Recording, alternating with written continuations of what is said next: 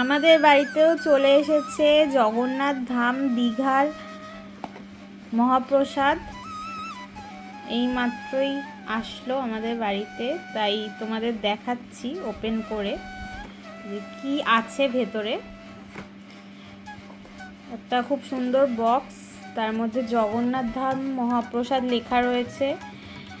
আর ভেতরে রয়েছে একটা জগন্নাথ বলরাম সুভদ্রার একটা ফটো, আর জগন্নাথ ধাম দীঘার একটা ফটো, পুরো মন্দিরটার আর কি।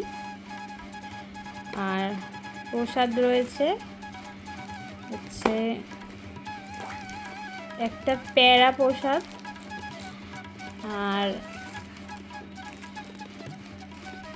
একটা সন্দেশ মতোই কিছু প্রসাদ। এই রয়েছে